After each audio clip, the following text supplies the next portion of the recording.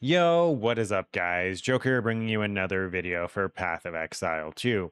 I decided to make a currency making video with tips and tricks geared towards newer players because I've seen an alarming amount of videos popping up with the best currency making strategies and how you're going to have the easiest time making an enormous amount of currency. And not only do these videos not have any proof to them, they're just bad tips overall that I feel like they would harm new players rather than actually help them.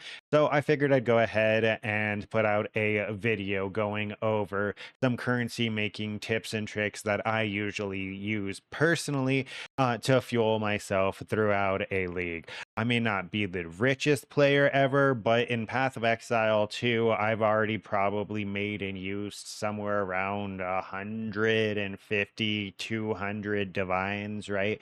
And I actually haven't even been playing for the last little while. And in normal POE, I farm like a mirror or two before I stop playing. So obviously not the richest player, but I make enough currency to fuel me throughout the entirety of my league progression. So, with that little intro segment out of the way, let's get into it. The first and foremost easiest thing that you can do to make currency in Path of Exile is going to be having a dump tab. When you bought the access to PoE 2, it gave you a certain amount of points that you were allowed to use and buy stash tabs and cosmetics with. Hopefully you went ahead and you did buy at least one premium stash tab. It doesn't have to be a quad tab. If you did buy a quad tab, that's extremely helpful because quad tabs make the best dump tabs because it's 4 in 1, right? But if you just have a premium tab, that's perfectly fine. What you're going to do is at the top of the window, you're going to right click, you're going to make the tab go public, and you're going to set the exact price on all items. You're going to set this to exalts, and you're going to set this value to whatever you're willing to leave content for. What I mean by this, if you're doing ultimatum, if you're doing trial of Sekima, if you're just running generic maps, or if you're in the axe still, right? You want to set this to the price that you're willing to leave that content for. A lot of times as a league progresses, this price is going to go up and up. Early on, it's relatively low, like 1, 2, 3 exalts, something like that. And so for this example, we would just say like 3 exalts. And essentially what this would do is every item that I throw into this dump tab is now going to be listed on the trade site for 3 exalts. And you're going to do this with as many stash tabs as you have, right? Just like you can see here, I have a 40x one, a 60x one, an 80x one, two 1 divine ones, a 2 divine one, and a 3 divine one up here. Now, did I manually sort these items? No. These are all items that just dropped while I was mapping. I ID'd them and I threw them into a dump tab. When the tab gets full, you just move it down the list to where your other trade tabs are. You grab a new trade tab to go. That was a bad example since that one has stuff in it. But you grab a new trade tab to go to the top, and then you do the same exact thing, right? And then you set this for a little bit higher. Why is this? Well, with your dump tabs, what you're going to proactively do is you're going to be lowering the price of them every day or so, right? So like with my tabs right here, these all started at much higher prices, but as some stuff sold and some stuff didn't sell, I went ahead and I proactively lowered the price into the point where I no longer find value in it, right? I am not going to be leaving my maps for 5 exalts because I can find usually 5 exalts in my maps. So it's not just worth it to leave for a 5 exalt trade. So first thing, know what value you want to leave for your map. You leave your map for, and then second thing, just drag and drop, right? Just dump all your loot into the tabs. Real quick PSA on top of that, don't drag and drop, don't elon it, press control and click it. I don't know why I said drag and drop, but yeah, easiest way in case you didn't know, you have a control click hotkey for depositing and withdrawing items. The next thing is something rather simple, but it can have a drastic impact on the cost of an item. That's going to be applying a quality and socketing runes into an item, right? If we go ahead right here and we take a look at this chest plate, we'll see that it has 520 evasion and 190 energy shield. I went ahead and I pulled up a search for items that meet that requirement. But as you can see, some of these items have a quality and they have runes socketed into them. So this item is not worth the same as my item since my item's base quality is significantly higher. So we're going to go ahead and we're going to quality this up, right? And then we're going to put in the iron runes. And as you can see, it went all the way up to 800 evasion and 304 energy shield. So if we go ahead and we edit the if we go ahead and we edit the search results, you can see the cost on average went up significantly just for adding runes and quality onto an item. And a lot of times when people are looking at the trade site, they're not going to look to see if the item has quality and runes in it. They're just going to look for the initial numbers, right? They're going to look for the 730 evasion, the 275 energy shield, not taking into consideration what's socketed into it and what the quality of the item is, because there could be more innate value within the item just if you use that little bit of extra currency on it. It's going to get you massive returns for probably the 5x that you put into the armor scraps and socketing the runes. Up next is going to be base farming. This is going to be searching for chanceable items, so white bases that can be used to chance into high value items. This is going to be things like Headhunter, Astromantis, Dream Fragment, as well as really good bases. Since so many people are playing Archmage right now, you want to pick up attuned wands that are at least level 81. Why is this? Because eye level 81 is going to be the requirement to hit a +5 to all lightning spells. So people are going to be wanting to buy these bases just because for the potential of hitting the +5. Because if you hit a +5 spell gem, right? Let me go lightning skills minimum 5, you increase the value of the base significantly, right? Let's say you don't even hit it on a rare item. Let's say you hit it on a magic item, right? These bases are insanely expensive. So that's why you're going to want to be picking up these bases in general and adding them onto your loot filter, because you're going to be able to sell them in bulk for decent prices. The trade site doesn't show the best example, but another tool does. Now, this tool has a very mixed reputation. You may already know what I'm going to be referencing, you may not, but it is going to be TFT. TFT is a Path of Exile Discord server that a large amount of people use, and it has a large amount of features. It's had some controversies in the past, but a lot of people still use it because of the fact that as of right now, it is the best tool that we currently have for any kind of bulk item training like this, or for like any kind of boss carry service and so on.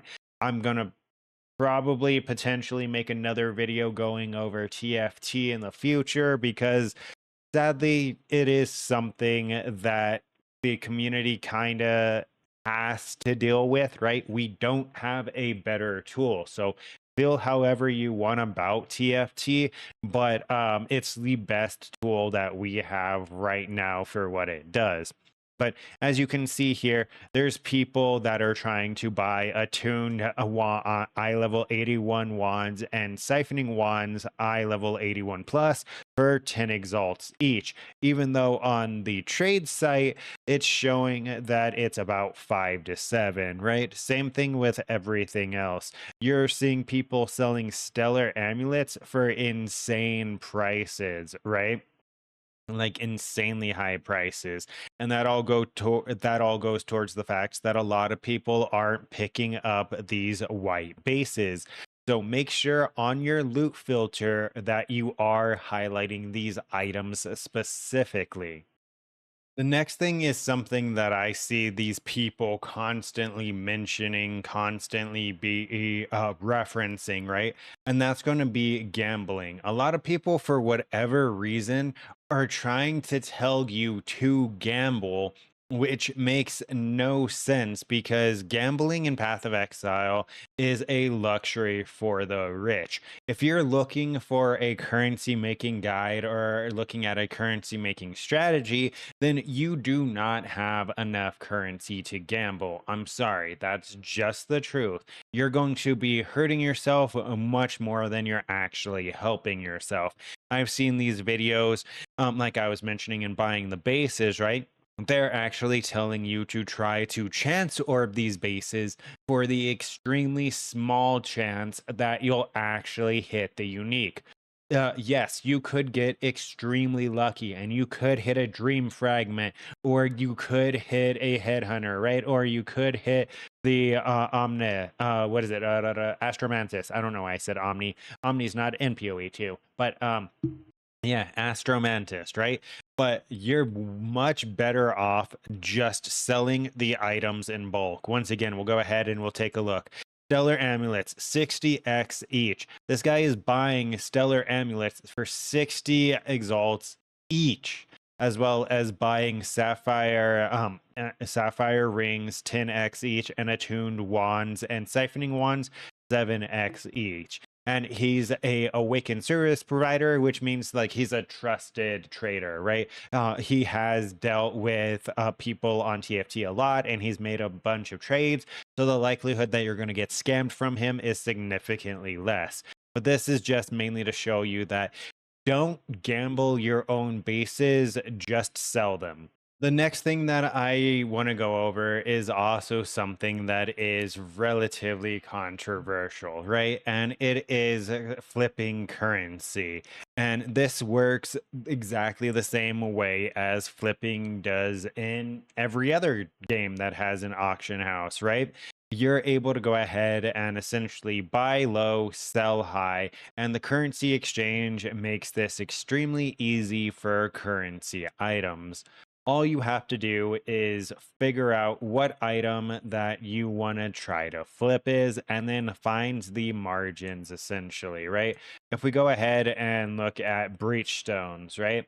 If I say that I want exalts and I have a breach stone, this means that I'm going to be trying to sell this breach stone, and people are going to be usually trying to buy this for as cheap as possible, right?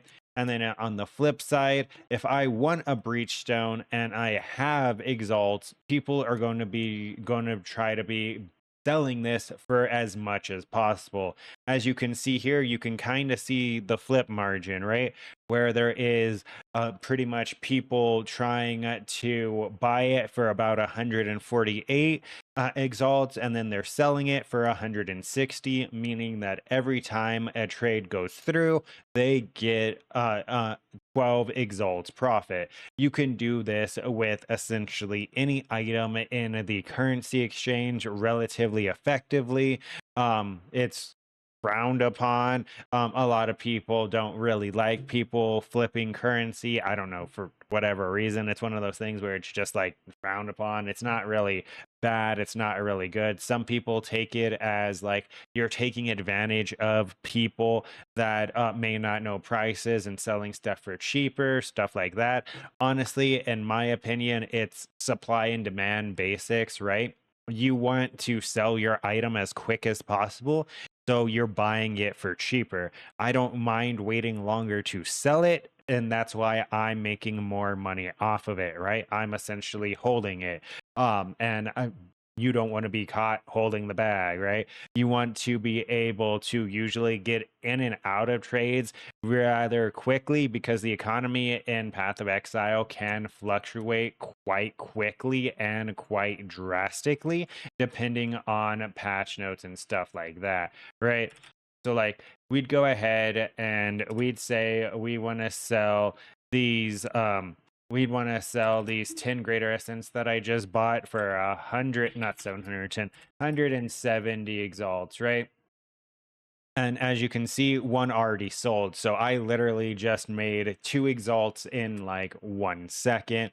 And it's going to go ahead and continue to sell those out, since essentially the next buy order, the next items set up to currently sell are my items, because I bought them for 15, which was right under the market price, where essentially people were trying to sell them quickly and cheaply, and I'm selling them for the inflated price. Like you see, that guy just undercut me with the 16.5 trade.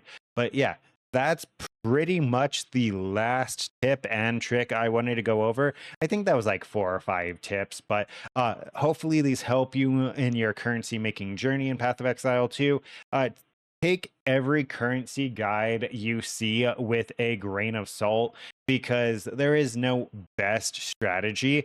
If there was a best strategy, everybody would be doing that one strategy, and it would no longer be the best, because the prices would get inflated to a point where it's no longer profitable. And that's why I stuck to more rough like guidelines than an actual this is what you want to do type thing. But yeah, that's pretty much it. Don't forget to like, comment, and subscribe to stay up to date with this and future content. And until next time, take care.